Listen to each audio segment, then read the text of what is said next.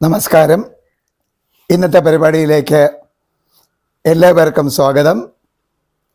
എൻ്റെ പേര് K Suresh Kumar. Thiruvananthapuram Christ Nagar സ്കൂളിൽ തുടങ്ങി വിദ്യാധിരാജ സ്കൂളും കഴിഞ്ഞ് Thirumala Abraham memorial higher secondary school അധ്യാപകനായും ടീച്ചേഴ്സ് ട്രെയിനിങ്ങിൻ്റെ സ്റ്റേറ്റ് കോഓർഡിനേറ്ററായും പ്രവർത്തിച്ച് പെൻഷനായി. ഇപ്പോഴും പാഠപുസ്തക സമിതി അംഗമായിട്ടും ട്രെയിനറായിട്ടും തുടരുന്നു. പുറമെ NVKSS ഗ്രൂപ്പ് ഓഫ് ഇൻസ്റ്റിറ്റ്യൂഷൻസിൻ്റെ അക്കാഡമിക് അഡ്വൈസറായിട്ടും പ്രവർത്തിക്കുന്നു.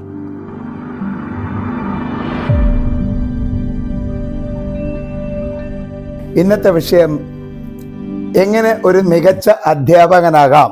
ആര് വിചാരിച്ചാലും പറ്റുന്ന എളുപ്പമുള്ള ജോലിയാണ് നല്ല അധ്യാപകനാവുക, അല്ലെങ്കിൽ നല്ല അധ്യാപികയാവുക. ഏറ്റവും മികച്ച അധ്യാപകനുള്ള രാഷ്ട്രപതിയുടെ അവാർഡ് 2013 അന്നത്തെ പ്രസിഡന്റ് പ്രണബ് കുമാർ മുഖർജിയിൽ നിന്ന് സ്വീകരിക്കാൻ കഴിഞ്ഞതിൽ സന്തോഷമുണ്ട്. അധ്യാപകനായിരിക്കുമ്പോൾ ടീച്ചിങ് എയ്ഡ് കോമ്പറ്റീഷനിൽ 16 പ്രാവശ്യം സ്റ്റേറ്റ് ലെവൽ 1ാം സമ്മാനം നേടാൻ കഴിഞ്ഞതിൽ സന്തോഷമുണ്ട്. ഇതിൽ 15 പ്രാവശ്യവും തുടർച്ചയായിട്ടായിരുന്നു. ഇടയ്ക്ക് ഒരു പ്രാവശ്യം മാത്രമാണ് ഗ്യാപ്പ് വന്നത്. 6 പ്രാവശ്യം സദേൺ ഇന്ത്യ ലെവലിലും 1ാം സമ്മാനം നേടി. NCERTയുടെ ഇന്നോവേറ്റീവ് കോമ്പറ്റീഷൻസ് അവാർഡിൽ അത് 4 പ്രാവശ്യം പങ്കെടുത്തു. അന്ന് 4 വർഷത്തിലൊരിക്കൽ മാത്രമേ മത്സരിക്കാൻ അനുവാദമുണ്ടായിരുന്നുള്ളൂ. ഇപ്പോൾ നിങ്ങൾക്ക് വേണമെങ്കിൽ എല്ലാ വർഷവും മത്സരിക്കും. അത് അധ്യാപകർ ജൂൺ മാസമാകുമ്പോൾ NCERTയുടെ സൈറ്റിൽ കയറി ഇന്നോവേറ്റീവ് പ്രാക്ടീസസ് എന്നുള്ള ഭാഗത്ത് നോക്കിയാൽ ആ വർഷത്തെ മത്സരത്തിൻ്റെ നിബന്ധനകൾ അവിടെ ഉണ്ടാവും. അത് പങ്കെടുത്ത് നിങ്ങൾക്ക് നേടാം നാഷണൽ അവാർഡ് നേടും. അപ്പോൾ ജൂണിൽ NCERTയുടെ സൈറ്റിൽ കയറി ഇന്നോവേറ്റീവ് പ്രാക്ടീസസ് നോക്കും. അധ്യാപകന് ഞാൻ പറഞ്ഞ അവാർഡുകളൊക്കെ കിട്ടി. അതിനേക്കാൾ വലിയ പ്രസിഡൻസ് അവാർഡിനേക്കാൾ വലിയ അവാർഡ് കിട്ടിയത് കുട്ടികളുടെ മനസ്സുകൊണ്ട്, അവർ മനസ്സുകൊണ്ട് തന്ന അവാർഡുകളാണ്. അതാണ് ഒരു അധ്യാപകൻ ഏറ്റവും വലുത്. രാഷ്ട്രപതിയുടെ അവാർഡിനേക്കാൾ ഒരു 100 മടങ്ങ് സന്തോഷമാണ് ഒരു കുട്ടി നല്ല ക്ലാസ് മാഷിൻ്റെത്. അത് പ്രസിഡൻസ് അവാർഡിൻ്റെ ഒക്കെ മുകളിലാണ്. കുട്ടികളുടെ മനസ്സിനാണ് നാം അവാർഡ് നേടേണ്ടത്. അതിന് ഞാൻ പറയുന്നു KYC, നോ യുവർ കസ്റ്റമർ അല്ല, KYC, നോ യുവർ ചിൽഡ്രൻ. നിങ്ങളുടെ കുട്ടികളെ നിങ്ങൾ അടുത്തറിയണം. കുട്ടികളുടെ ഗുണങ്ങളും പോരായ്മകളും കണ്ടെത്തണം. ആ പോരായ്മകൾക്ക് വഴക്ക് പറയാതെ അത് പരിഹരിക്കാനുള്ള മാർഗം കണ്ടുപിടിച്ച് നിർദ്ദേശിക്കണം. അവരിലുള്ള ക്വാളിറ്റികൾ വളർത്തണം. ഒരിക്കലും ഒരു കുട്ടിയെ മറ്റൊരു കുട്ടിയായിട്ട് താരതമ്യം ചെയ്യരുത്. കാരണം പലവിധ ബുദ്ധികളാണ് മനുഷ്യരിലുള്ളത്. ഇതിലേതെങ്കിലും ഒരു ബുദ്ധിയായിരിക്കും ഓരോ മനുഷ്യരിലും ഏറ്റവും ശക്തമായിട്ടുള്ളത്. അപ്പം എൻ്റെ അടുത്തിരിക്കുന്ന ഒരാളിൻ്റെ ബുദ്ധി ഏതോ ഒന്ന് ശക്തമാണ്, അതല്ല എന്നിൽ ശക്തമായ ബുദ്ധി. എനിക്ക് അയാളാകാൻ കഴിയില്ല, അയാൾക്ക് ഞാനാകാനും കഴിയില്ല. അല്ല, AB എന്ന 2 കുട്ടികളിൽ A എന്ന കുട്ടിക്ക് B ആവാനോ B എന്ന കുട്ടിക്ക് A ആവാനോ കഴിയില്ല. കാരണം 2 പേരിലും ബുദ്ധി വ്യത്യസ്തമാണ്. അതുകൊണ്ട് പ്രിയപ്പെട്ട അധ്യാപകരെ, കുട്ടികളെ താരതമ്യം ചെയ്യരുത്. 10 മാർക്കിനൊരു പരീക്ഷ നടത്തുമ്പോൾ ഒരു കുട്ടിക്ക് 3 മാർക്ക് കിട്ടിയെങ്കിൽ മോശം, നീ എന്താ പഠിക്കാത്ത എന്ന് പറയരുത്. 3 മാർക്ക് കിട്ടിയ കുട്ടി നോക്കി പറയൂ, കൊള്ളാം, നിനക്ക് 3 മാർക്ക് കിട്ടി, കൊള്ളാം, പക്ഷേ നിനക്ക് ഇനിയും ഇമ്പ്രൂവ് ചെയ്യാൻ കഴിയണം, അതോടെ പറയണം. അല്ല മോശം എന്ന വാക്ക് ഉപയോഗിക്കരുത്. ആലോചിച്ച് നോക്കോ, കുട്ടി 10ൽ 3 മാർക്കേ വാങ്ങിച്ചുള്ളെങ്കിൽ ആരാ അവനെ പഠിപ്പിച്ചത്? പഠിക്കണമെന്ന ബോധം അവനിൽ ഉണ്ടാക്കുന്നതിൽ ആരാ പരാജയപ്പെട്ടത്? ടീച്ചറല്ലേ? 3 മാർക്ക് കിട്ടിയ കുട്ടിയാണോ കുറ്റവാളി? ഞാൻ പഠിപ്പിച്ച കുട്ടിക്ക് 10ൽ 10 കിട്ടിയില്ലെങ്കിൽ അത് എൻ്റെ കുഴപ്പമാണ്. ഞാൻ വിശദീകരിച്ചതിലുള്ള, അത് കുട്ടിക്ക് മനസ്സിലാക്കിക്കുന്നതിലുള്ള, അത് വീട്ടിലിരുന്ന് വീണ്ടും വായിക്കണമെന്ന ബോധമുണ്ടാക്കുന്നതിലുള്ള, പഠിച്ച് ഞാൻ വളരണം എന്ന ബോധമുണ്ടാക്കുന്നതിനുള്ള എൻ്റെ പരാജയം. അവിടെ പരാജയപ്പെട്ടത് കുട്ടിയല്ല, അധ്യാപകരാണ് പരാജയപ്പെട്ടത്. അപ്പൊ ശിക്ഷ ആർക്ക്? അധ്യാപകർക്കാണ് വേണ്ടത്. കുട്ടി പഠിച്ചില്ലെങ്കിൽ, ഹോംവർക്ക് ചെയ്തില്ലെങ്കിൽ, പഠിക്കാതെ വന്നെങ്കിൽ വായിച്ചില്ലെങ്കിൽ, എഴുതിയില്ലെങ്കിൽ ഇതിനൊക്കെ ആ രീതിയിൽ കുട്ടിയെ കൊണ്ട് ചെയ്യിപ്പിക്കുന്നതിൽ അധ്യാപകൻ പരാജയപ്പെട്ടിരിക്കുന്നു. ഞാൻ വടികൊണ്ട് എന്നെ തല്ലുന്ന ആളാണ്, സെൽഫ് പണിഷ്മെന്റ്. ഞാൻ നന്ദിപൂർവ്വം ഓർക്കുന്നു, ഞാൻ BEd പഠിക്കുമ്പോൾ എന്നെ പഠിപ്പിച്ച പ്രൊഫസർ ഗൗരിക്കുട്ടി അമ്മ പറഞ്ഞു, കുട്ടികൾ എന്ത് തെറ്റ് ചെയ്താലും അധ്യാപകനാണ് കുറ്റവാളി, അതുകൊണ്ട് അധ്യാപകൻ സ്വയം ശിക്ഷിക്കണമെന്ന് ആ മഹത് പ്രൊഫസർ പറഞ്ഞു തന്നത് ഞാൻ ഇന്നും പാലിക്കുന്നു. ഇത് നന്ദിയോടെ ഓർക്കുന്ന പ്രൊഫസർ ഗൗരിക്കുട്ടി അമ്മയോടാണ്. അപ്പോൾ ഇതായിരിക്കണം അധ്യാപകൻ പാലിക്കേണ്ട ഒന്ന്. ഒരിക്കലും കുട്ടിയെ പണിഷ് ചെയ്യരുത്. അവന് കുറ്റങ്ങൾ എന്തെങ്കിലും പറയാനുണ്ടെങ്കിൽ സ്റ്റാഫ് റൂമിൽ വിളിച്ച് ഒറ്റയ്ക്ക് നിർത്തി കുറ്റങ്ങൾ എത്ര വേണോ പറഞ്ഞോളൂ. ക്ലാസ്സിൽ വെച്ച് പരസ്യമായിട്ട് കുട്ടിയെ കുറ്റപ്പെടുത്തരുത്. അവൻ്റെ നല്ല കാര്യങ്ങൾ ക്ലാസ്സിൽ പൊക്കിപ്പറയുക. കുറ്റങ്ങൾ അവനെ ഒറ്റയ്ക്ക് വിളിച്ചു നിർത്തി ഉപദേശിക്കണം. പറയണ്ടെന്ന് ഞാൻ പറഞ്ഞില്ല, പറയണം, ഒറ്റയ്ക്ക് നിർത്തി പറയണം.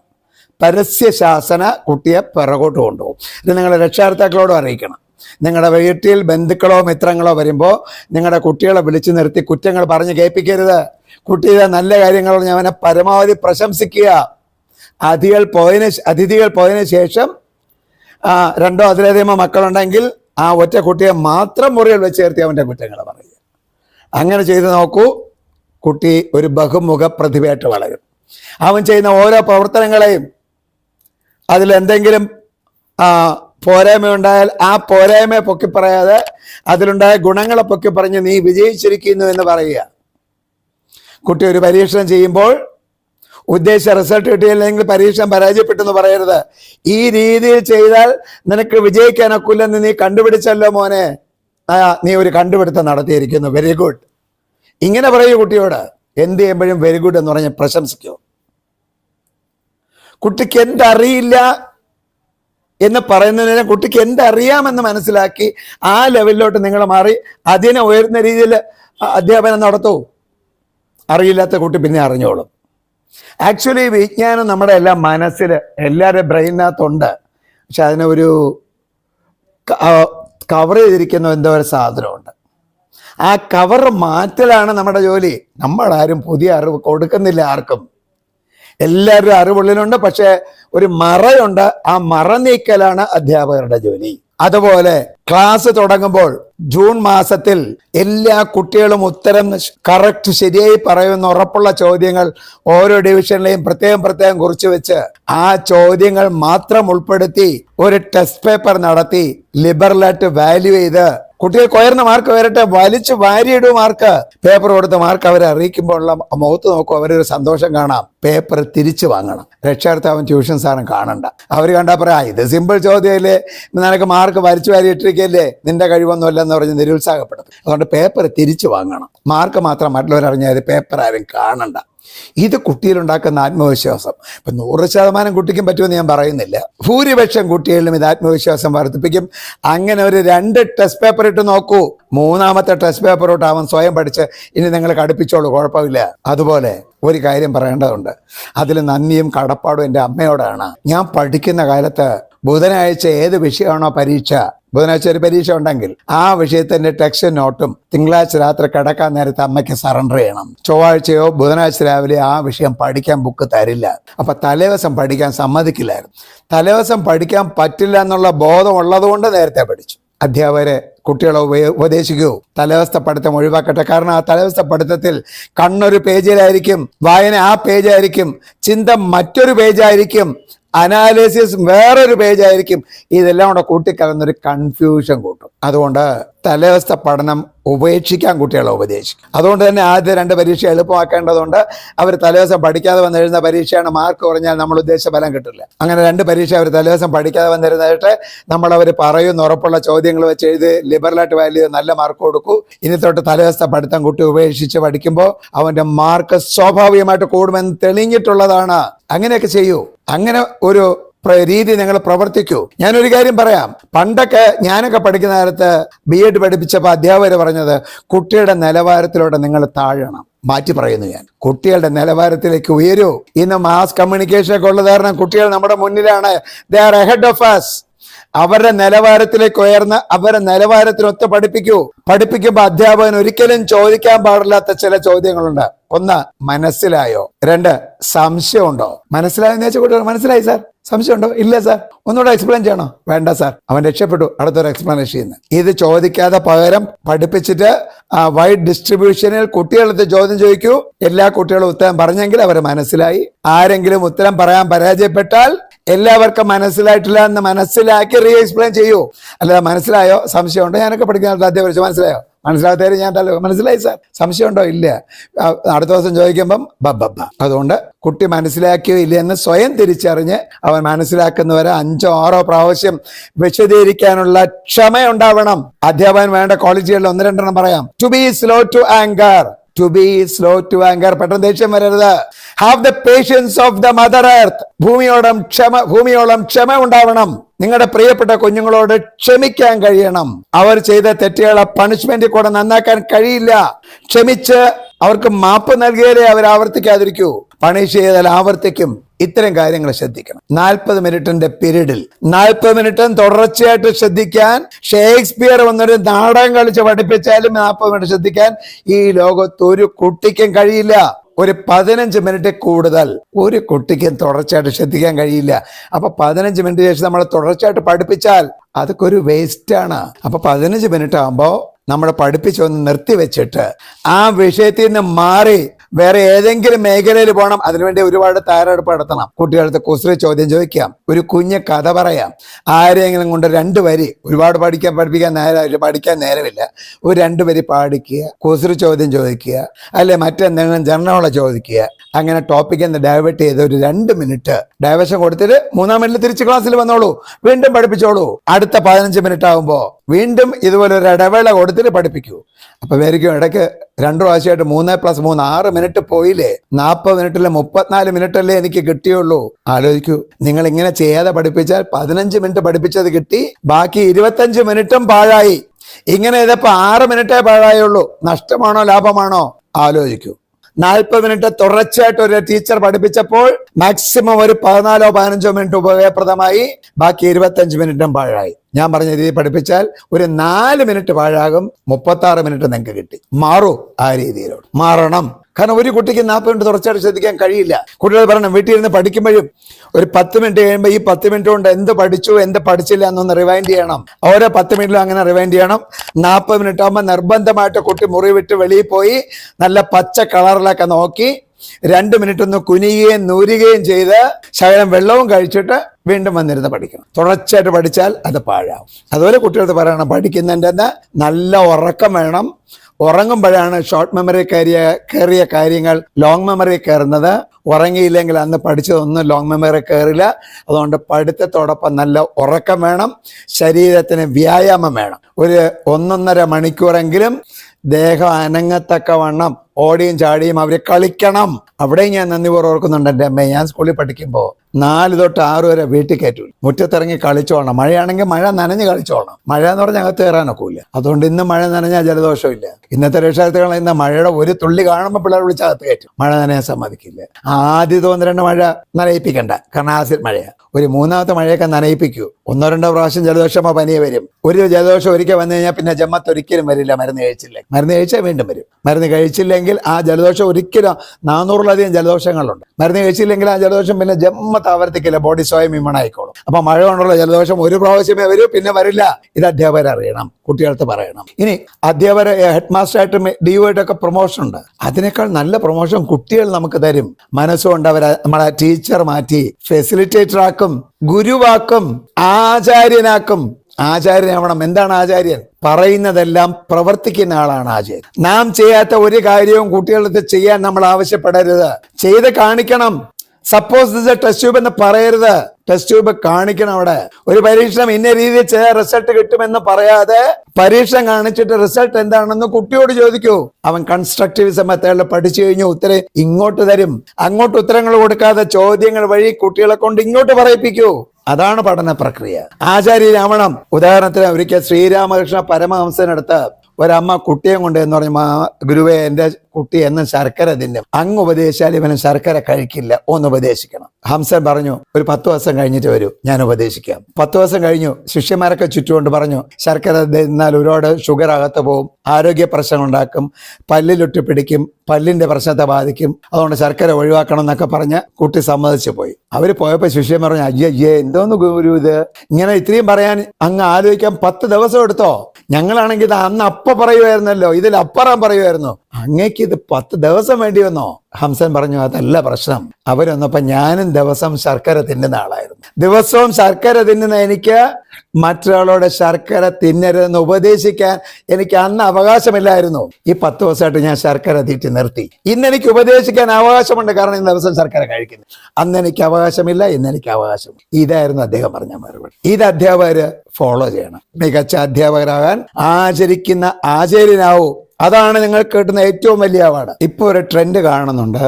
വർഷാവസാനമാകുമ്പോൾ കുട്ടികൾ അധ്യാപകർക്ക് ഓരോ സമ്മാനങ്ങൾ വാങ്ങിച്ചു കൊണ്ടുകൊടുക്കുക, നിരുത്സാഹപ്പെടുത്തണം. കാരണം ഒരു കുട്ടി വിലപിടിപ്പുള്ള സമ്മാനവും ഒരു കുട്ടി 5 രൂപയുടെ സമ്മാനവും കൊണ്ട് തരുമ്പോൾ, ആ വിലപിടിപ്പുള്ള സമ്മാനം തരുന്ന കുട്ടി സമ്മാനം തരുമ്പോൾ 5 രൂപ സമ്മാനം തന്ന കുട്ടിക്ക് ഒരു അപകർഷതാ ബോധം ഉണ്ടാവും. അതുകൊണ്ട് നിരുത്സാഹപ്പെടുത്തൂ. സമ്മാനം വാങ്ങണം ശിഷ്യരെ എന്ന്. അവരെന്ന് വാങ്ങേണ്ട ഏറ്റവും വലിയ സമ്മാനം എന്താണെന്നറിയോ? ഞാൻ പഠിപ്പിച്ച കുട്ടി വളർന്ന് വലുതായി എൻ്റെ മുകളിൽ എന്ന് എത്തുന്നോ, ആ എത്തൽ, അതാണ് എനിക്ക് കുട്ടി തരേണ്ട സമ്മാനം. ഞാൻ പഠിപ്പിച്ച കുട്ടി എൻ്റെ മുകളിലാകണം. ഉദാഹരണത്തിന്, ഞാൻ പാഠപുസ്തകം എഴുതാൻ പോകുമ്പോൾ എനിക്ക് ഭയങ്കര സന്തോഷമുണ്ട്. എൻ്റെ മുകളിൽ പ്രവർത്തിക്കുന്ന ചിലർ ഞാൻ പണ്ട് പഠിപ്പിച്ച കുട്ടികളാണ്. ഡോക്ടർ വിഷ്ണു, ഡോക്ടർ കൈകസി, അരുജ, എൻ്റെ പഴയ ശിഷ്യർ. ഇന്ന് അവരെൻ്റെ മുകളിൽ, ഞാൻ അവരെ കീഴിലാണ് പ്രവർത്തിക്കേണ്ട. എന്ത് സന്തോഷമാണെന്നറിയോ? എൻ്റെ കുട്ടിയുടെ കീഴിൽ ഞാൻ പ്രവർത്തിക്കേണ്ടി വരിക. ഒരിക്കൽ അവാർഡ് വാങ്ങിച്ച ഞാൻ പഠിപ്പിച്ച ഒരു കുട്ടിയുടെ കയ്യിൽ നിന്നായിരുന്നു. വിദ്യാധിരാജ സ്കൂളിൽ വെച്ച്, ക്രൈസ്തവറിൽ വെച്ച്, AMHS തിരുമലയിൽ വെച്ച് പഠിപ്പിച്ച കുട്ടികളെ എന്ന അവാർഡുകൾ വാങ്ങി. അതാണ് അവർ തരേണ്ട ഏറ്റവും വലിയ സമ്മാനം. അല്ലാതെ ഒരു പുതിയ ഷർട്ടോ പാൻറ്റോ സാരിയോ അല്ല ആ സമ്മാനം. ഞാൻ പഠിപ്പിച്ച കുട്ടി വളർന്ന് എൻ്റെ മുകളിൽ എത്തുന്നതാണ് ആ കുട്ടി എനിക്ക് തരുന്ന ഏറ്റവും വലിയ ഗുരുദക്ഷിണ, ഏറ്റവും വലിയ സമ്മാനം. ഇത് കുട്ടികളെ ബോധവൽക്കരിക്കൂ. കാശ് മുടക്കിയുള്ള സമ്മാനം നിരുത്സാഹപ്പെടുത്തൂ. അങ്ങനെ കുട്ടികളെ തിരിച്ചറിയൂ, വളർന്ന് വലുതാകൂ. കുട്ടികളെ മാക്സിമം പ്രശംസിച്ചുകൊണ്ടിരിക്കണം. അവരെ നല്ല ഗുണങ്ങൾ കണ്ടെത്തി ക്ലാസ്സിൽ പരമാവധി പ്രശംസിക്കണം. ചെയ്ത തിരികൾ ഒറ്റയ്ക്ക് വിളിച്ചിരുത്തി പറഞ്ഞോളൂ. നിങ്ങൾ ക്ലാസ്സിൽ ചെല്ലുമ്പോൾ ആദ്യം പറയുന്ന സെൻറ്റൻസ് ആണ്, ഇവിടെ ഞാൻ ക്ലാസ്സിൽ നോക്കിയിട്ട് നല്ല ഒരു കുട്ടിയെ പോലും കണ്ടില്ല, എന്ത് ചെയ്യാനാ? ഇത് പറയുമ്പോൾ കുട്ടികളുടെയൊക്കെ മുഖം വന്ന് വാടും. കാരണം നല്ല ഒരു കുട്ടിയെ പോലും കണ്ടില്ല എന്നാ ടീച്ചർ പറഞ്ഞേ. അപ്പോൾ ചോദിക്കണം, എന്താ കാരണം എന്ന് അറിയണോ? അവർ പറയും അറിയണം. അപ്പോൾ പറയണം, അതിന് കാരണം നിങ്ങളെല്ലാം വളരെ നല്ല കുട്ടികളാണ്. നിങ്ങളുടെ നല്ല കുട്ടികളല്ല, വളരെ നല്ല കുട്ടികളാണ്. അപ്പോഴുണ്ടാകുന്ന അവരുടെ സന്തോഷം നിങ്ങളോടുള്ള സ്നേഹം വർദ്ധിക്കും. പിന്നെ B as friendly as possible. കുട്ടികൾക്ക് വളരെ ഫ്രണ്ട്ലി ആയിരിക്കണം, ബട്ട് നെവർ എ ഫ്രണ്ട്. ഒരിക്കലും ഒരു സുഹൃത്തല്ല, ബട്ട് വളരെ ഫ്രണ്ട്ലി ആയിരിക്കണം. കുട്ടികളെ അങ്ങോട്ടും അകമഴിഞ്ഞ് സ്നേഹിക്കൂ, അവരിങ്ങോട്ടും സ്നേഹിക്കും. കുട്ടിക്ക് നിങ്ങളോട് സ്നേഹമുണ്ടായാൽ അവന് നിങ്ങളുടെ വിഷയത്തിന്റെ ബുക്ക് തുറക്കുമ്പോൾ നിങ്ങളെ ഓർമ്മ വരും.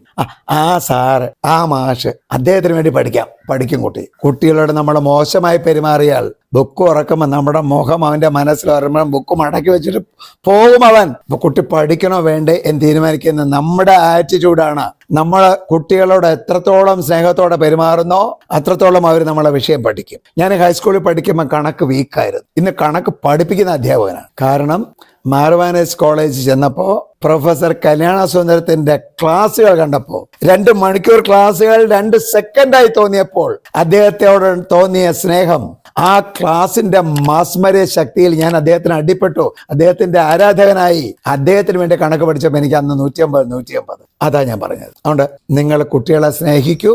കുട്ടികളുടെ സ്നേഹം നിങ്ങൾക്ക് കിട്ടുമെങ്കിൽ നിങ്ങൾ പഠിപ്പിച്ചില്ലെങ്കിലും പഠിക്കും. കുട്ടികൾ നിങ്ങളെ വെറുത്താൽ നിങ്ങൾ എത്ര പഠിപ്പിച്ചാലും കുട്ടി പഠിക്കില്ല. അപ്പൊ ഈ രീതിയിലൊക്കെ ഉയർന്ന് പെരുമാറൂ. കുട്ടികളോട് ഒരു തരത്തിലും ജാതിയുടെയോ മതത്തിന്റെയോ നിറത്തിന്റെയോ കഴിവുകളുടെയോ കഴിവുകേടുകളുടെയോ മാർക്കിന്റെയോ മാർക്ക് കുറവിന്റെയോ പേരിൽ ഒരു പാർഷ്യാലിറ്റിയും കാണിക്കാതെ എല്ലാവരെയും നിങ്ങളുടെ സ്വന്തം മക്കളായി കണ്ട് തുല്യരായി കണ്ട് അവരെ പ്രോത്സാഹിപ്പിച്ച് പ്രശംസിച്ചുകൊണ്ട് നീ വലിയവനാവും, വിജയിക്കുമെന്ന് പറഞ്ഞുകൊണ്ട് you are A winner, you will be an achiever എന്ന് കൂടെ ഓർമ്മിപ്പിച്ചുകൊണ്ട് നിങ്ങൾ പ്രവർത്തിപ്പിക്കൂ. നമ്മുടെ ടീച്ചേഴ്സിന്റെ പഠനവും അവസാനിക്കുന്നില്ല. നമ്മൾ പഠിച്ചുകൊണ്ടിരിക്കുകയാണ്, നമ്മളിപ്പോഴും വളർന്നുകൊണ്ടിരിക്കുകയാണ്. അതുകൊണ്ട് പ്രിയപ്പെട്ട അധ്യാപകരെ, ഞാൻ പറയുന്ന ഒരു കാര്യം ചെയ്യണം. ദിവസവും ഒരു വലിയ കണ്ണാടിയുടെ മുമ്പ് ചെന്ന് നിന്ന് നെഞ്ചിൽ കൈവച്ചുകൊണ്ട് ഞാൻ പറയുന്ന സെന്റൻസ് ഞാൻ പറയും തോറും, വാക്ക് പറയും തോറും ശബ്ദം കൂടി വരണം, കൈ ഉയർന്നു വരണം. പറയേണ്ട സെന്റൻസ് ഇതാണ്: I am proud to say that I am a teacher because I am still growing. I am proud to say that I am a teacher because I am still growing. അത് പറയേണ്ടത് ഇങ്ങനെ ആയിരിക്കണം, ഇതുപോലെ: I am proud to say that I am a teacher because I am still growing. ഈ രീതിയിൽ എന്നും പറഞ്ഞിട്ട് ക്ലാസ്സിൽ പോകൂ. ഉജ്ജ്വല ദിവസമായിരിക്കും നിങ്ങൾക്ക്. Wish you all the best. അറിയപ്പെടുന്ന അധ്യാപകരായി നിങ്ങൾ മാറട്ടെ. All the best.